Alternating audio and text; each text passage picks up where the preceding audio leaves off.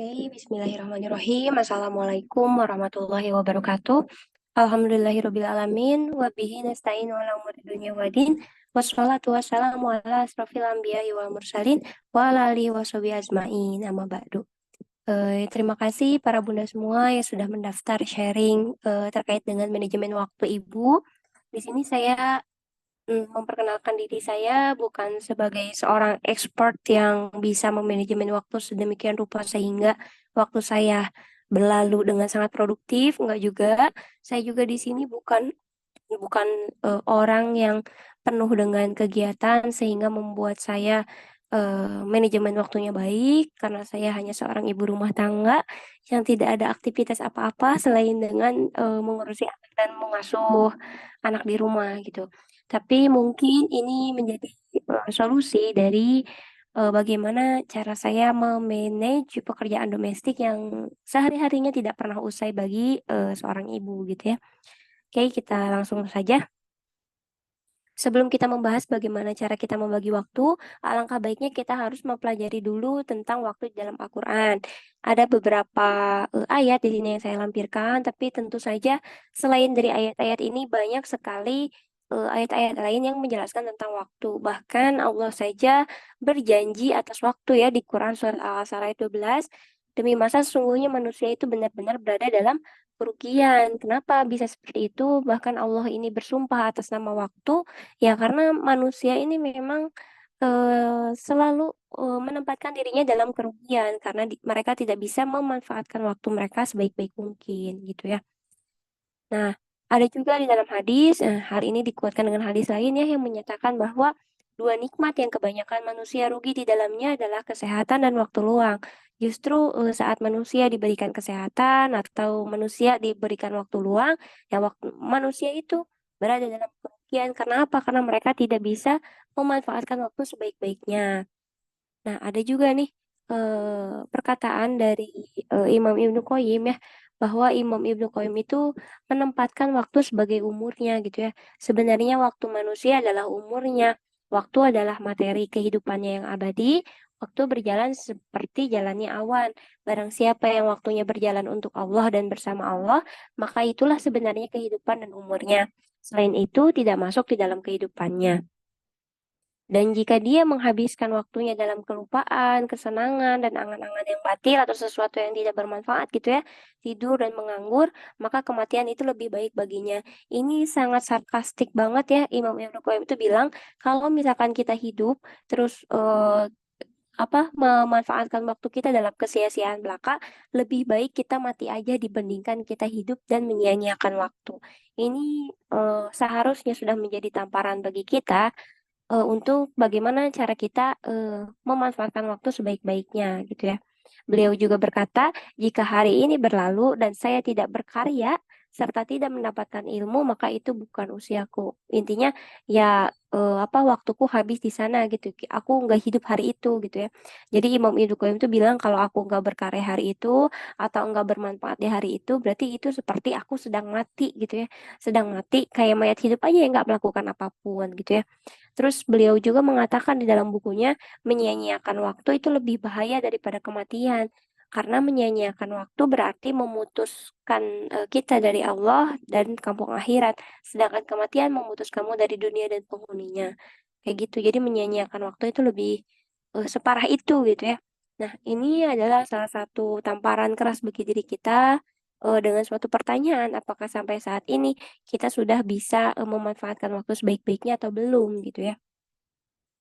Dan ada juga nih hadis yang sangat masyhur sekali ya, tidak akan bergeser dua telapak kaki seorang hamba pada hari kiamat sampai ditanyai atau ia bisa mempertanggungjawabkan tentang umurnya kemana dia habiskan, tentang ilmunya bagaimana dia amalkan, kemudian tentang hartanya dari mana dia peroleh, dan kemana dibelanjakannya, serta tentang tubuhnya untuk apa digunakan.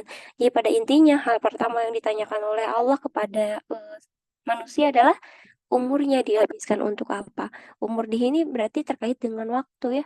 Waktu kita itu dihabiskan untuk apa sih sebenarnya? Nah, ternyata di akhirat juga ini menjadi salah satu pertanggungjawaban kita.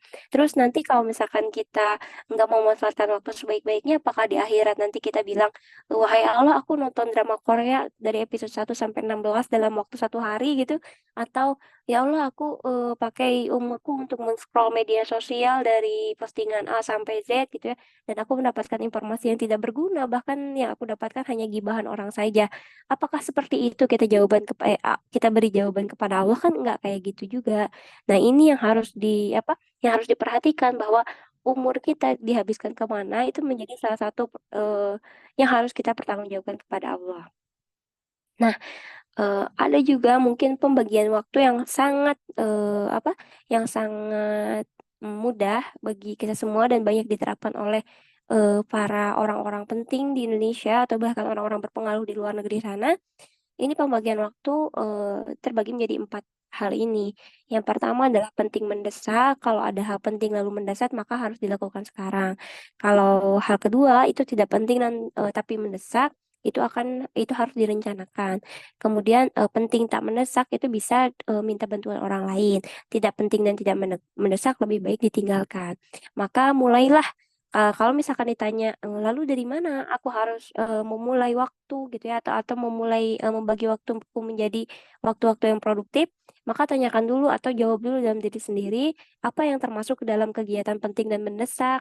Nah, setiap orang pasti punya jawaban yang berbeda, tidak bisa disamakan gitu ya. Misalkan nanti ya kita lihat jawabanku kayak gimana. Nah, terus yang kedua adalah apa yang tidak terlalu penting tapi mendesak, terus apa yang penting tapi tidak mendesak, dan tidak penting tidak mendesak itu dijabarkan satu persatu. Setiap orang pasti punya jawaban berbeda, tapi ini jawaban dariku ya.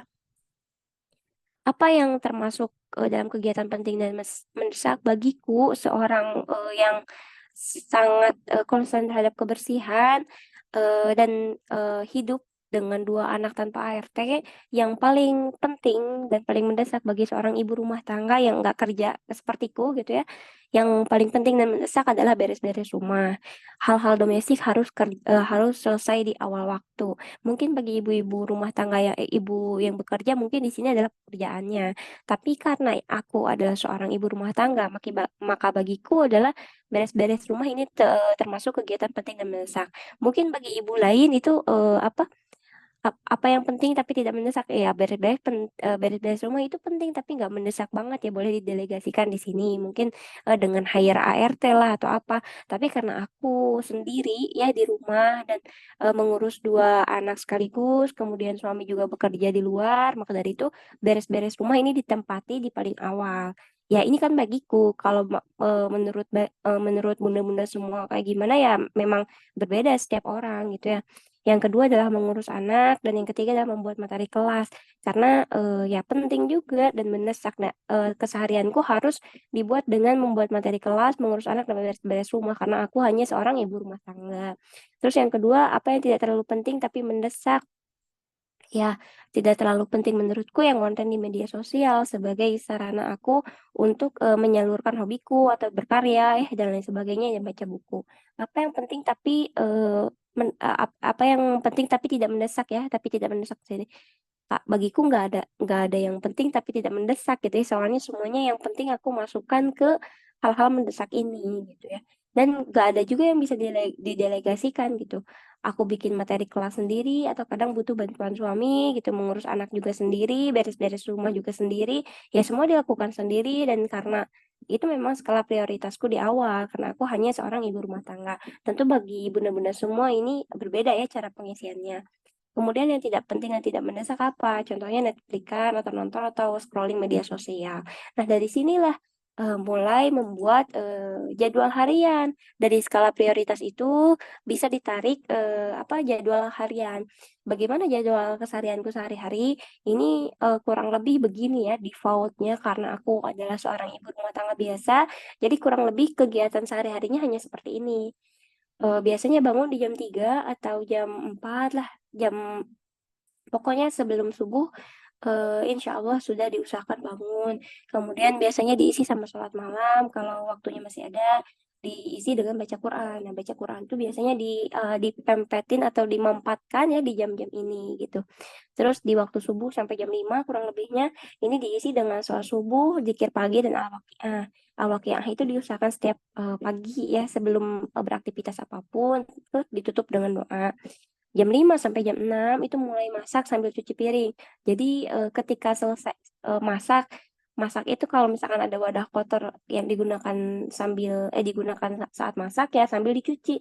Jadi tidak ditumpuk cucian piringnya. Jadi kayak misalkan sekarang sudah membumbui ayam, nah wadah hasil bekas ngebumbuin ayamnya langsung dicuci piring, langsung dicuci saat itu juga gitu ya.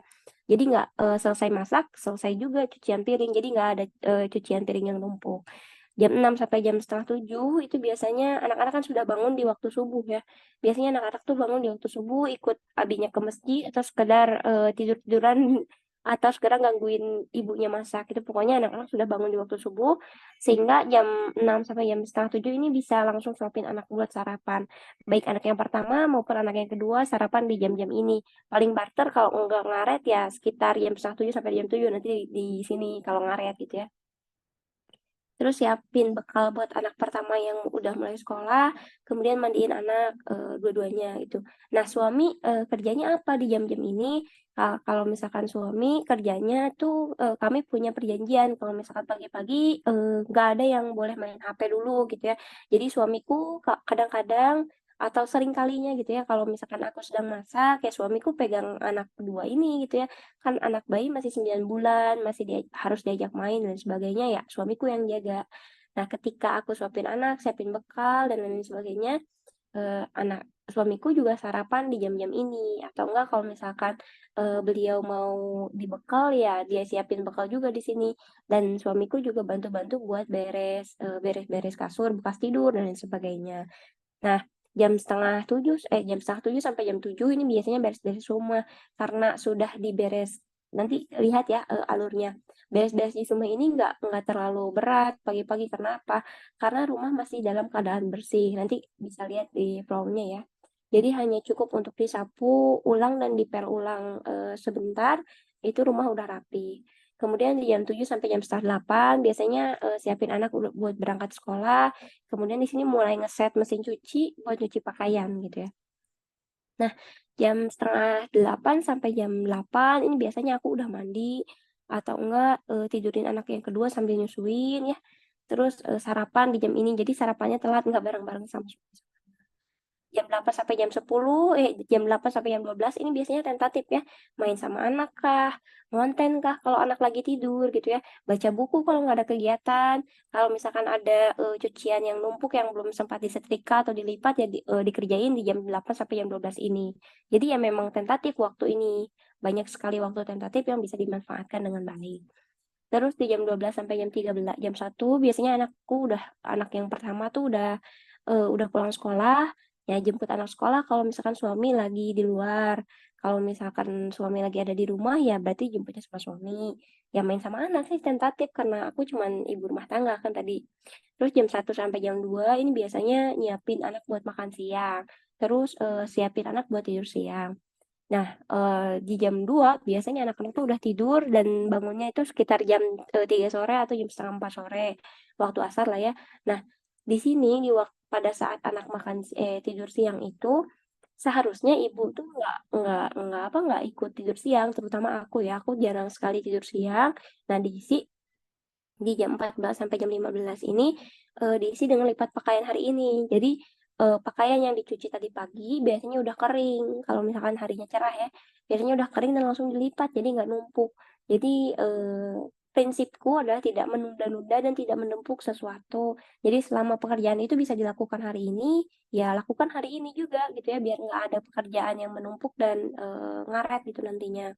Nah, biasanya di jam 3 sampai jam 4 sore ini edit konten sama post konten. Biasanya konten tuh di post asar gitu ya, asar kalau enggak jam 5-an gitu ya. Ya di jam-jam inilah biasanya posting konten ke media sosial.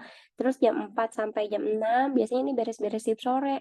Jadi saya beres-beres 2 kali, pagi-pagi sama sore. Sore itu ya beres-beres lagi sama masak makan malam gitu. terus jam 6 sampai di sini juga jam setelah beres-beres, sebelum beres-beres ya suapin anak buat makan juga di jam-jam ini. Terus di jam 6 sore, di jam 6 malam sampai jam 7 malam biasanya ini anak ngaji mulai hafalan. Jadi pengulangan hafalan di sekolah, kemudian nambah ayat baru ya di jam-jam ini gitu ya. Kemudian jam 7 sampai jam 20 atau jam 8 malam ini biasanya ya diisi dengan jadwal-jadwal tentatif ya. Kadang saya bacain buku anak atau main main sama anak sambil nunggu suami pulang dan lain sebagainya. Jam 8 atau jam 8 lebih biasanya anak-anak udah tidur malam gitu ya. Nah, ini ada waktu kurang lebih 1,5 jam atau 2 jam buat saya menyelesaikan pekerjaan yang belum selesai di hari itu. Kayak misalkan besok ada kulwap nih atau besok ada kelas atau 2 hari lagi ada kulwap atau kelas yang harus saya isi. Saya biasanya bikin materi di jam-jam ini atau juga bikin konten buat besok biar besok nggak waktu siangnya nggak harus pegang HP dan ngedit konten gitu biasanya juga dikerjain di sini. Pokoknya menyelesaikan semua pekerjaan yang belum selesai atau akan diselesaikan gitu ya di hari-hari selanjutnya ya di jam-jam ini. Kalau misalkan mau nyetrika di jam ini juga boleh. Biasanya saya menyetrika 2 hari sekali gitu ya. Terus dari jam 10 biasanya saya udah tidur karena lebih dari itu biasanya suka pusing gitu ya. Kecuali kalau misalnya ada kegiatan apa yang mengharuskan saya begadang biasanya paling barter sampai jam 11 malam. Nah, dari jam itu sampai jam 3 itu tidur. Terus nanti balik lagi ke jadwal yang ini gitu ya. Maka dari itu kenapa jadwal beres-beres rumah saya ini singkat hanya setengah jam di pagi hari kayak karena saya beres-beresnya 2 kali. Jadi pada saat anak-anak sudah tidur, tidur malam ya rumah dalam keadaan rapi gitu ya, masih masih masih bersih gitu. Jadi nggak terlalu berat di pagi harinya. Nah, bagaimana sih 10 cara manajemen waktu? Yaitu kan setelah kita tentukan prioritas, kemudian kita coba buat jadwal harian, yang nggak memberatkan ya, nggak harus semuanya dikerjain dalam 1 hari, tapi ya tentukan berdasarkan prioritas ya. Balik lagi juga ya, kenapa saya banyak waktu luang ya, karena saya hanya seorang ibu rumah tangga yang tidak ada pekerjaan apapun ya. Ya, cuman isi konten, baca buku, dan ngasuh anak aja sehari-harinya. Ya kalau misalkan ada pekerjaan mungkin saya lebih sibuk lagi. Ya bunda-bunda juga silahkan tetapkan jadwal prioritas dan jadwal hariannya masing-masing gitu ya. Nah, ada 10 tips ya yang bisa diterapkan itu yang tetapkan tujuan. Ya, tetapkan tujuan di sini ya tujuan hari ini mau apa gitu ya. Misalkan, oh ternyata tumpukan baju sudah banyak ya tujuan hari ini fokus ke baju aja ya nggak apa-apa ngerjain itu aja dulu gitu ya. Nggak harus semua pekerjaan dilakukan dalam 1 hari. Nanti kalau misalkan ritmenya ketemu gitu ya, boleh nanti mungkin bisa melakukan beberapa pekerjaan dalam 1 hari. Kemudian yang kedua, batasi jam kerja kan kita juga nggak, kalau misalkan baju numpuk, kita juga nggak mungkin kan dalam 24 jam ya fokusnya nyetrika aja ya pasti jenuh juga. Ya batasi jam kerja misalkan, oh oke waktu ngontenku cuma 2 jam dalam 1 hari atau waktu melipat bajuku ya cukup sampai 3 jam aja. Setelah itu ya tenagaku habis ya sebagainya ya batasi jam kerja. Kemudian berani bilang tidak dan berani batasi diri. Kayak misalkan nih ada kumpulan di mana terus bentrok dengan jadwal yang ternyata itu adalah prioritas yang mendesak yang harus dilakukan dengan segera. Ya berani bilang tidak. Kayak misalkan saya harus mengisi kelas karena diundang oleh sebuah lembaga. Kemudian teman-teman dekat saya ngajak ngumpul di hari dan jam yang sama, maka saya akan bilang tidak kepada teman-teman saya dan saya utamakan untuk mengisi kelas. Seperti itulah ya. Pilihlah sesuatu kegiatan yang dinilai lebih produktif dan bermanfaat. Kemudian yang selanjutnya adalah hindari multitasking jika tidak mampu. Memang multitasking adalah sesuatu pekerjaan yang dapat menghemat waktu ya. Dalam satu waktu kita dapat mengerjakan beberapa pekerjaan sekaligus. Tapi bagi sebagian orang yang tidak mampu itu multitasking akan merusak. Jadi dalam pekerjaan itu pekerjaan A tidak akan selesai, pekerjaan B tidak akan selesai, tidak akan maksimal. Ya lebih baik dihindari kalau tidak mampu. Kalau mampu ya boleh dilakukan, tapi ya harus memperhatikan tenaga dan konsentrasi pada pekerjaan tersebut gitu ya. Yang selanjutnya adalah tidak usah terlalu sempurna dalam segala hal. Kayak tadi, kayak misalkan beres-beres rumah harian ya yang normal-normal aja, yang nggak harus semua sudut, misalkan apa sudut yang kotor diberesin, nggak harus kan kita harus cuci hordeng dalam 1 hari 1 kali, nggak harus juga. Jadi tidak usah terlalu sempurna dalam segala hal. Mencoba berdamai dengan kondisi dan membagi waktu sebaik mungkin itu menjadi pilihan prioritas yang utama bagi manajemen waktu gitu ya. Yang selanjutnya nih adalah jauhi internet atau media sosial secara berlebihan.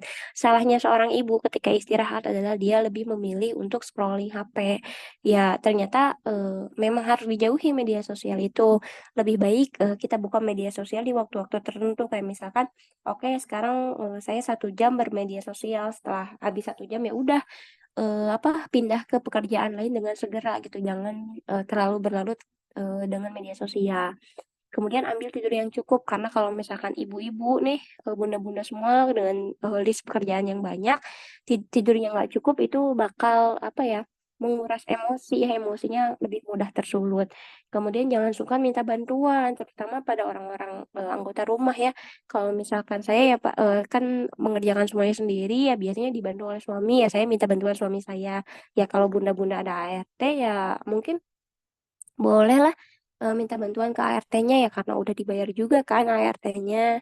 Ya nggak apa-apa juga gitu ya. Terus ambil waktu untuk diri sendiri. Jadi dari setiap hari itu ambillah me time gitu ya untuk mengerjakan hobi.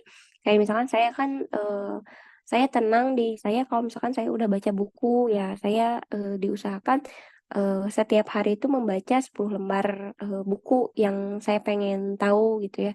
Kayak gitu. Nah, bunda-bunda semua hobinya apa nih? Atau ketenangannya didapatkan di mana? Ya kerjakan, ambil waktu sekitar 1 atau setengah jam atau 1 jam untuk mengerjakan sesuatu untuk diri sendiri. Kemudian buat jadwal harian yang jelas kayak gitu ya, yang akan dilakukan di hari itu. Kalau misalkan saya ya jadwalnya kurang lebih kayak tadi ya, kayak yang sudah dijelaskan tadi. Ya kalau misalkan teh apakah waktunya selalu tepat waktu? Ya enggak juga gitu ya, kadang ada molornya. Kadang telat setengah jam, kadang telat sejam ya tergantung hal di hari itu ada apa gitu ya. Kadang kan anak juga tantrum atau anak kan nangis, anak ribut dan lain sebagainya. Ya itu mah sudah apa sunatullahnya gitu ya. Waktu itu memang tentatif yang nggak bisa kita plek gitu ya sama. Tapi setidaknya kita punya jadwal rutin yang bisa menjadi acuan seperti itu. Nah, bagaimana teh bagi ibu yang bekerja kan teteh mah ibu rumah tangga ya 24 jam ya banyak waktu luang ya. Kalau misalkan bagi ibu bekerja bagaimana? Ya menjadi ibu bekerja penuh waktu bisa memicu perasaan bersalah juga ya dan memicu stres pada ibu karena perhatian ibu bekerja harus terbagi antara pekerjaan dan keluarga sehingga bagi waktunya juga pusing. Ada beberapa tips yang dapat diterapkan bagi ya, ibu bekerja di rumah yaitu hilangkan rasa bersalah dalam diri. Pastilah ada alasan atau makna terselubung ya bagi kenapa ibu harus bekerja, entah itu menanggung beban keluarga kah, atau membantu suami kah, atau memang kondisi ekonomi sedang di keluarga sedang sulit kah, kan banyak alasan ya. Makanya hilangkan dulu rasa bersalah dalam diri biar kita nggak stres-stres amat gitu ya. Yang kedua adalah cari daycare atau pengasuh yang berkualitas buat anak kita gitu ya. Mau daycare Islami kah, kan banyak ya sekarang daycare Islami atau pengasuh yang hafal Quran kah, atau pengasuh yang akhlaknya baik kah ya, itu dicoba dicari agar anak yang kita titipkan juga baik-baik saja.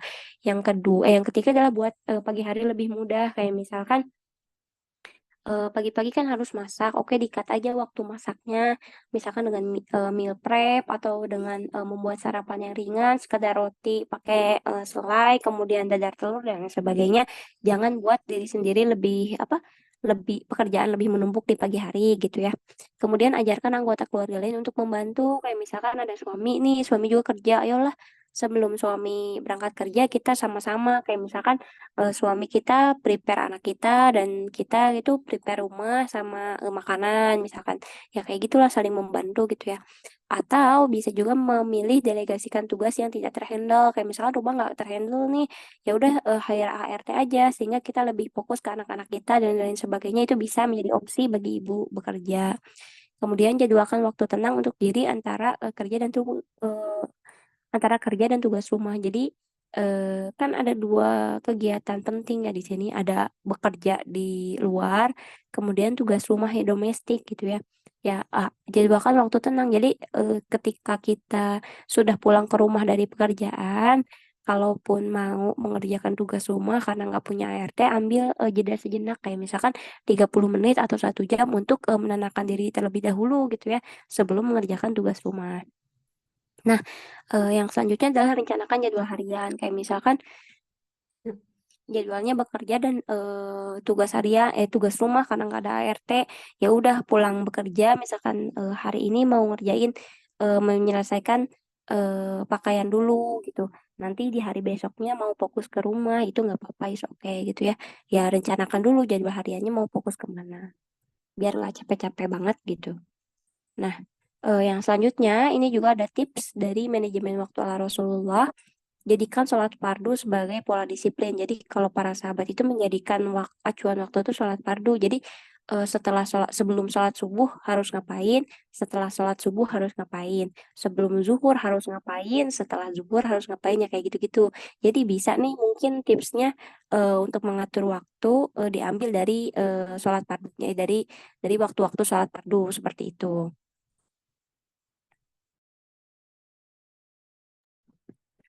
Nah, yang selanjutnya adalah terapkan pola berpikir bahwa waktu adalah sesuatu yang berharga. Ya kayak tadi, kayak misalkan biar nggak kebablasan main media sosial, kita berpikir bahwa waktu itu adalah berharga. Jadi kalau misalkan kita punya mindset waktu adalah berharga dan waktu nggak boleh disia-siakan begitu saja, mungkin kita bisa sedikitnya mengurangi main media sosial. Terus yang selanjutnya adalah terus produktif dan jangan biarkan waktu terjuang percuma gitu ya, diganti. Jadi kayak tadi nih, karena kita udah punya mindset waktu itu berharga, terus kita nggak mau nyanyain waktu itu, ganti ke kegiatan produktif yang lain. Terus gunakan kesempatan sebaik mungkin, jauhi sikap menunda-nunda. Nah ini Rasulullah tuh sangat tidak suka seseorang yang selalu menunda-nunda sesuatu gitu ya. Kalau bisa dikerjakan hari itu ya kerjakanlah hari itu gitu ya. Nggak usah ditunda-tunda gitu ya, karena kalau misalkan ditunda-tunda khawatirnya nanti akan menumpuk dan tidak terkerjakan. Lalu rutin melakukan evaluasi. Kalau pada zaman Rasulullah dan para sahabat itu sering melakukan muhasabah. Jadi apakah 20 jam yang dilalui ini memang sudah sesuai dengan apa yang Allah mau atau belum? Atau malah sebaliknya, malah banyak hal yang tidak manfaat yang dikerjakan. Nah, mungkin kita juga bisa evaluasi harian, apakah hari ini misalkan ngerjain kerjaan ini berapa jam gitu ya, atau ngerjain sesuatu yang hal tidak bermanfaat berapa jam gitu, terus dibandingkan mana hal yang lebih manfaat, mana yang lebih yang tidak bermanfaat, yang lebih banyak memakan waktu kita. Itu bisa jadi acuan juga buat kita memanajemen waktu kita agar lebih baik lagi.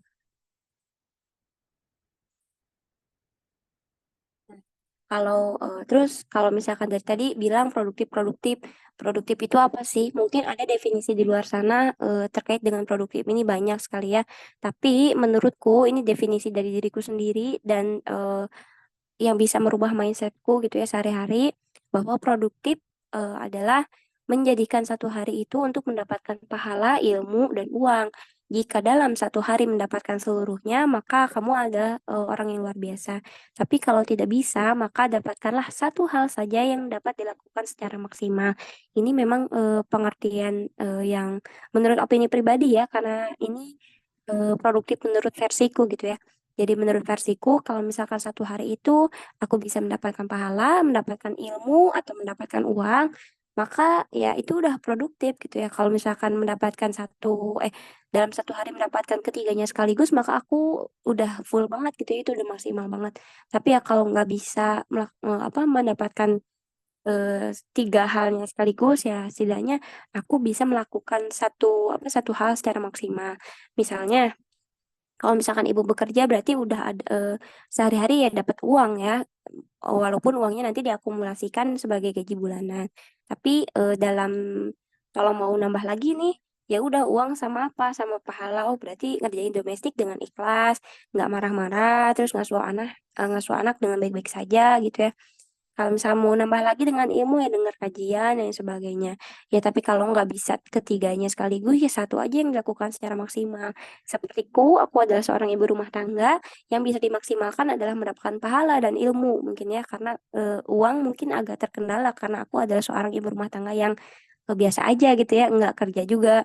Nah, biasanya kalau misalkan sambil masak ya dengerin kajian satu gitu ya, atau ngonten, ngonten juga sambil denger kajian terus diresum gitu. Itu adalah salah satu hal atau salah satu upaya agar aku bisa memaksimalkan pahala dan bisa memaksimalkan ilmu yang aku dapatkan di hari itu. Jadi kalau misalkan produktif hanya didasarkan untuk mendapatkan uang saja, itu artinya sempit banget karena kita dalam Islam juga kita ada hal lain yang harus dikejar selain dari uang. Di antaranya adalah pahala dan ilmu gitu. Jadi bagi ibu rumah tangga nih yang mungkin belum berpenghasilan saat ini ya nggak apa-apa. Harimu bisa dilalui dengan produktif kalau kamu dapat pahala atau ilmu dan lakukan itu secara maksimal. Itu bisa bikin mindset kita berubah dan kita bisa memanajemen waktu dengan baik. Nah, mungkin itu saja materi dari manajemen waktu. Kita bisa diskusi lebih banyak nanti di waktu diskusi, bisa ditanyain langsung nanti di grup ya. Nah, ini ditutup dengan hadis yang diriwayatkan oleh Abu Hurairah. Rasulullah itu pernah bersabda, di antara kebaikan Islam seseorang adalah meninggalkan hal yang tidak bermanfaat. Jadi setelah kita tahu nih waktu ini penting, bahkan Allah saja sudah bersumpah atas nama waktu, kemudian Rasulullah saja menjelaskan bahwa waktu itu sangat berharga. Bahkan Ibnu Qayyim saja menjelaskan bahwa jika kita hidup tidak memanfaatkan waktu sebaik-baiknya, lebih baik kita mati aja sekalian gitu ya. Nah itu setidaknya bisa menjadi pecutan bagi kita agar kita mulai meninggalkan hal yang tidak bermanfaat dan bisa memanfaatkan waktu kita sebaik-baiknya. Mungkin kita tutup dengan doa kafaratul majelis. Subhanakallahumma wa bihamdika asyhadu alla ilaha illa anta astaghfiruka wa atubu ilaik. Wabillahi taufiq wal hidayah. Wassalamualaikum warahmatullahi wabarakatuh.